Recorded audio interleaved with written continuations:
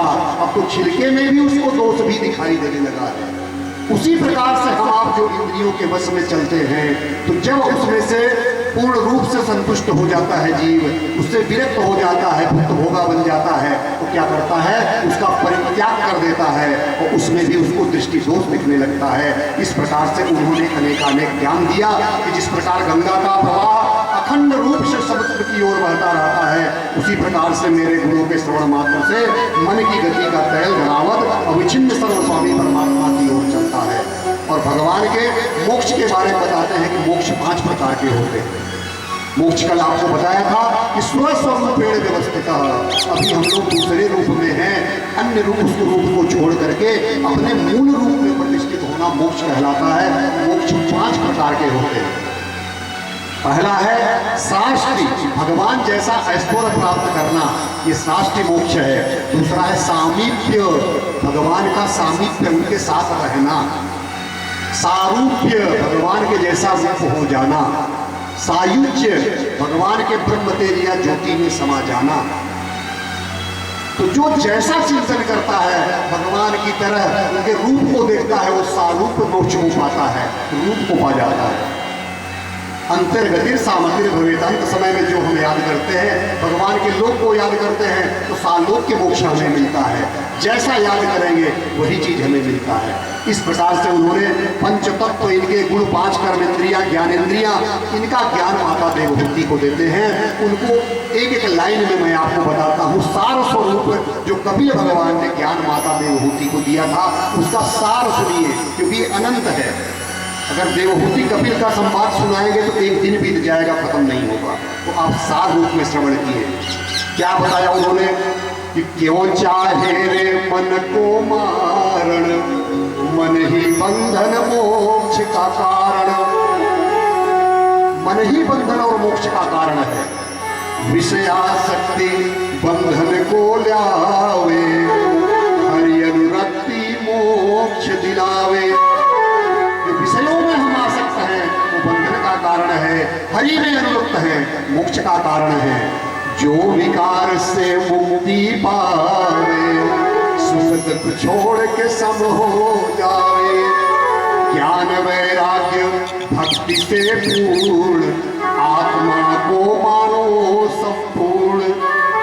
प्रकृति से परे है आत्मा, भेद रहित एकमात्र आत्मा। सबसे मंगल मार्ग है भक्ति, हरि में केवल हो अनुरक्ति। संतों के संग मन हो जावे, मार्ग मोक्ष का संत बतावे। संत अकारण हितु होता है, सहनशील दयालु होता है।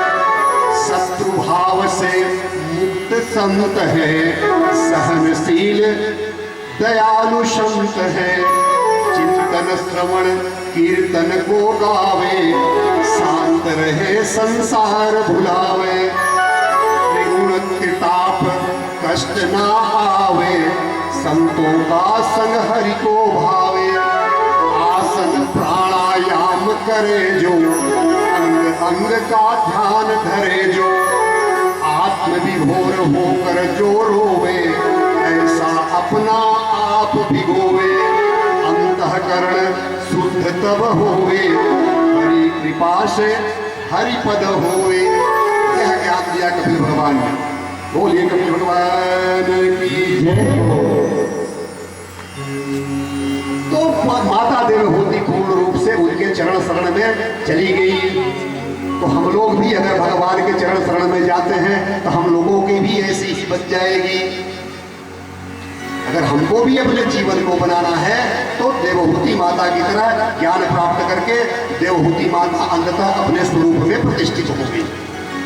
अब 4 पुरुषार्थों की चर्चा हुई थी, धर्म अर्थ काम मोक्ष।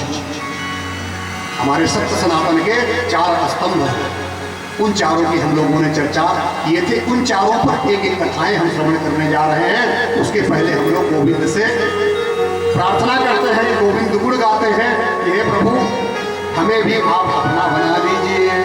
अरे तेरी बन जाएगी गोविंद गुण गाने से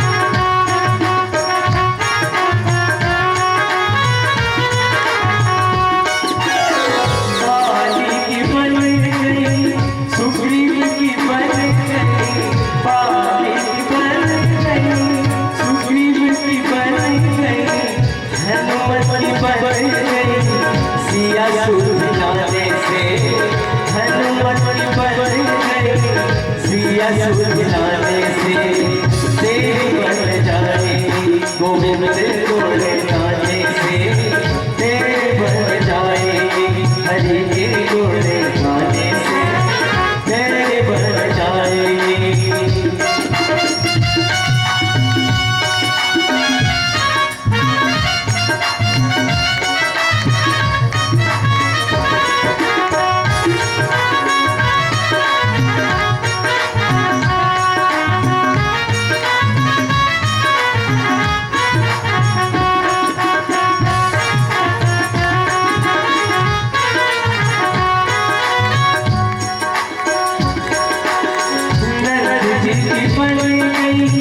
यशोदा की बन गई, नंद जी की बन गई, यशोदा की बन गई, गोपियन की बन गई, मान हवाए से गोपियन की बन गई, मान हवाए से तेरे बन जाएगी, गोविंद गाने से तेरे बन जाएगी, गोविंद गोड़े गाने से तेरे बन जाएगी।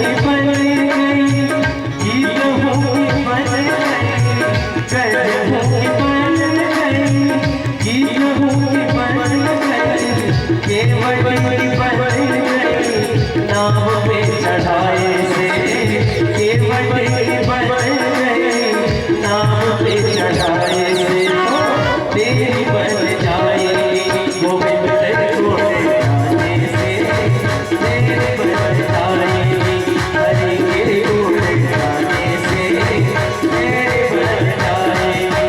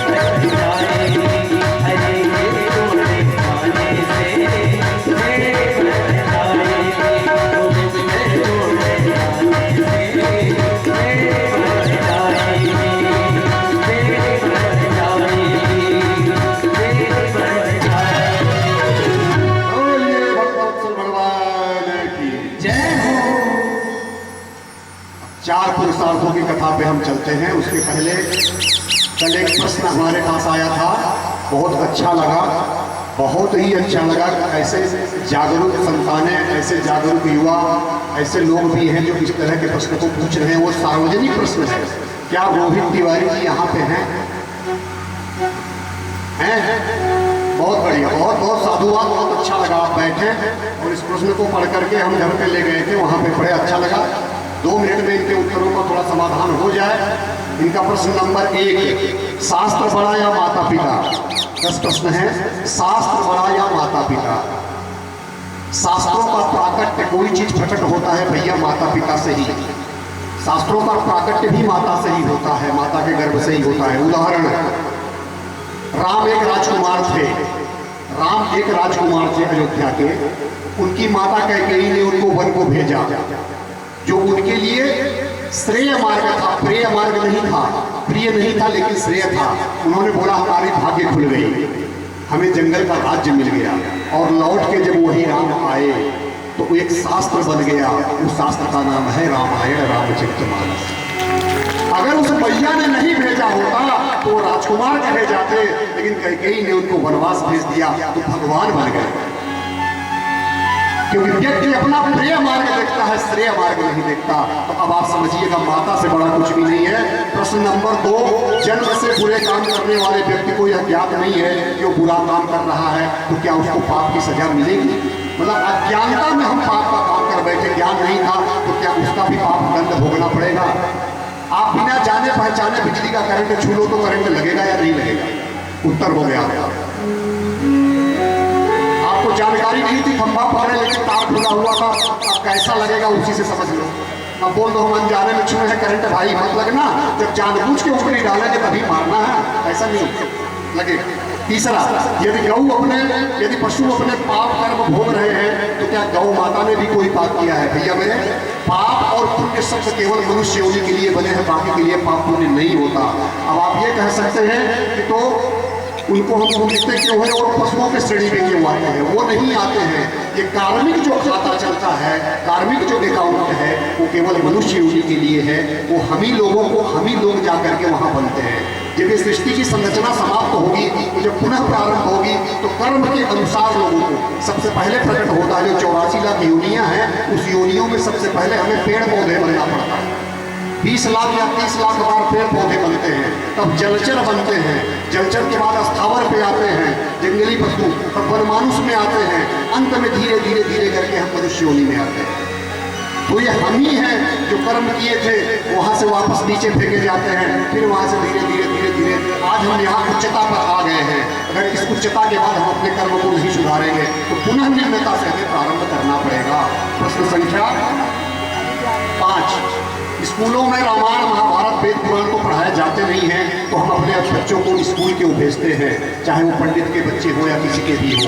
हम लोग जो पढ़ते थे तो एक किताब चलती थी नैतिक शिक्षा, नैतिक शिक्षा चलती थी। जो बड़े बुजुर्ग हैं यहाँ पर वो भी पढ़े होंगे। अब आज के युग में वो पुस्तकें बंद कर दी गई है। ये कलयुग है, कलयुग माने मंत्र नहीं, मशीन का युग, यंत्र का युग है, ठीक है ना। विज्ञान का युग है। विज्ञान बुरा नहीं है, विज्ञान बुरा नहीं है। विज्ञान में धर्म समाहित हो जाए और धर्म में विज्ञान समाहित हो जाए तो राम राज्य स्थापना से कोई रोक नहीं सकता। हमने भी भगवान की कृपा से यही मैं प्रयास कर रहा हूँ कि दर्शन और विज्ञान के माध्यम से इसको समझाने का प्रयास कर रहा हूँ। ऐसा नहीं कि उन्होंने ऐसा कह दिया तो ऐसा मान लिया जाए। यथासंभव कोशिश है ईश्वर की कृपा से। तो विज्ञान परम सत्य है, लेकिन ऐसे बुद्धि बेटा जो स्वयं अपना विनाश कर ले उसको बुद्धि नहीं कहते हैं। अगर विज्ञान ने कोई यंत्र बनाए हैं और वो यंत्र से आज पूरा विश्व चल रहा है, पूरा विश्व डर रहा है कि कहीं परमाणु अस्त्र हमें हमारे ऊपर छोड़ दिया जाए, तो जो बुद्धि इस प्रकार के अस्त्र को बना रही है वो बुद्धि नहीं कही जाएगी, वो बुद्धि कही जाएगी। तो अब पढ़ाने वाली जहां तक बात है, अगर कोई नहीं पढ़ा रहा, पढ़ाने से ही नहीं पढ़ते हैं। सबसे बड़ी पाठशाला और सबसे बड़ा हमारे माँ बाप है, विशेषतः माँ से बड़ी कोई गुरु नहीं, माँ से बड़े कोई पाठशाला नहीं। अगला, मंत्रों का अर्थ जाने बिना मंत्रों का उच्चारण करने से फायदा है क्या? अगर बिना अर्थ के हम इनको जाने हुए का, ये जो प्रश्न आप पूछ रहे हैं इसका उत्तर पिताजी महाराज हमारे बताते हैं कि आज के युग में जरूरत है कि जो भी मंत्र कर्मकांड करते हैं उनका अर्थ बताया जाए। अगर शादी विवाह भी हो रही है तो हल्दी क्यों चढ़ा रहे हैं दूल्हा दुल्हन, जल क्यों चढ़ा रहे हैं, उसका अर्थ उनको बताया जाए। ये इनका कथन है, क्योंकि संस्कृत जगत के विद्वान हैं और जो पंचांग बनते हैं, कर्मकांड की पुस्तकें बनते हैं, वो ये बनाते हैं। तो इनका विचार सही था। मेरा आपके प्रश्न पर उत्तर ये है कि अगर हम जाने बिना कर रहे हैं तो उसको कहते हैं श्रद्धा, और अर्थ को जान के करते हैं तो उसको कहते हैं ज्ञान, और ज्ञान परिपक्व होता है तो उसको कहते हैं विवेक, और जो विवेक जागृत होता है तो हमें सत्संग मिलता है, और सत्संग मिलता है तो हमें आगे की लाइन खुल जाती है। अगला प्रश्न है कि यदि जिसने अभी तक अपना गुरु न बनाया हो तो किसको बनाए? माँ को। माँ से बड़ा कोई गुरु भी नहीं है। ये 7वें दिन की कथा में आएगी। आत्मनो गुरुरात्मतैव पुरुषस्य विशेषतः, जिसकी हमारी आत्मा स्वीकार करे उसी को गुरु बनाना चाहिए। अंतिम दिवस की कथा में इसका वर्णन आएगा। जिस व्यक्ति से हम ज्ञान ले रहे हैं कल पता चले कि खुद ही ज्ञान के विपरीत चल रहा है तो हमको क्या करना चाहिए? इसका उत्तर है बेटा कि पानी पियो छान के और गुरु करो जान के। ऐसा गुरु मत करो कि आपको बाद में बदलना पड़ेगा। एक बात। दूसरी बात, सार सार से कही रहे धोखा दे उलाए। अंतिम दिवस में दत्तात्रेय जी की 24 गुरुओं की कथा आएगी। वो हर जगह से ज्ञान प्राप्त किए। आज ये बताइए कि यूनिवर्सिटी का नाम विश्वविद्यालय क्यों है? अगर इसका उत्तर आपको मिल गया तो इस प्रश्न का उत्तर मिल जाएगा। जो यूनिवर्सिटी है उसको हिंदी में कहते हैं विश्वविद्यालय। क्यों कहते हैं? ये संपूर्ण भी विश्व ही विद्यालय है, जहां जिस चीज से जो मिले सीखते रहो। छोटा बच्चा हो, कुछ भी हो, सीखने को हर जगह मिल सकते हैं। अंतिम प्रश्न, 9वां प्रश्न, जहां देखो वही भ्रष्टाचार, पाप, लोभ, लालच, जिसमें ब्राह्मण लोग भी शामिल हैं। विश्वास किस पर करें? स्वयं पर करें, अपनी आत्मा पे करें? ऐसा नहीं है, क्योंकि कम मूल्यवान वस्तुएं ज्यादा दिखती हैं और ज्यादा मूल्यवान वस्तुएं कम दिखती हैं। जिस दिन अधर्म, पाप, भ्रष्टाचार हो जाएगा, धरती अन्न पैदा करके छोड़ देगी, जल नहीं देगी, और ये रत्न गर्भा रत्न नहीं देगी, सब खींच लेगी वो। अगर आज हमें जल मिल रहा है, अन्न मिल रहा है, धरती से सब्जियां उग रही हैं, तो कोई न कोई धर्म का कार्य कर रहा है, कोई न कोई पुण्य आत्माएं हैं, क्योंकि उसको बिना पुण्य रूपी खाद के धरती नहीं दे सकती है।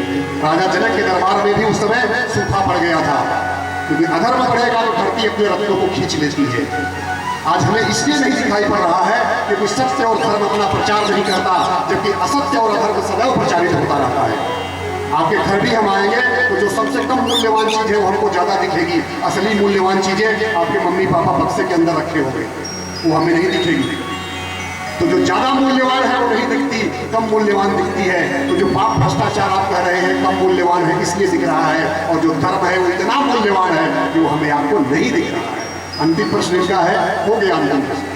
यदि हमारा उद्देश्य सिर्फ भगवान को ढूंढना ही है तो हम शादी के ऊपर के बच्चे के ऊपर जाकर के समय खराब कर रहे हैं। अगर उद्देश्य ही भगवान को पाना है तो पैदा होते ही भगवान को ढूंढो, फिर क्यों करो? अरे भैया, भगवान को ढूंढो माने क्या? अभी तक जितनी कथा हुई है, जो भी आए ऋषि मुनि, सबको भगवान क्या कह रहे हैं? सृष्टि करो, सृष्टि करो, सृष्टि करो, एको अहम बहुश्यामा। भगवान ही तो सब में व्याप्त है। तो उनकी सृष्टि को आगे बढ़ाना हमारा धर्म नहीं है। भगवान चाहते हैं सृष्टि बढ़े, तो हम उसमें योगदान नहीं देंगे क्या? उसी योगदान का तो ही हमें करना है, क्योंकि आप कामों से भाग करके भगवान को पाना कोई तो बीमारी नहीं है कि घर छोड़ दिए, संन्यास ले लिए, जंगल में दूसरी कोई मिल गई, माँ बना लिए, बहन बना के राखी बंधवा रहे हैं। अरे भैया, क्या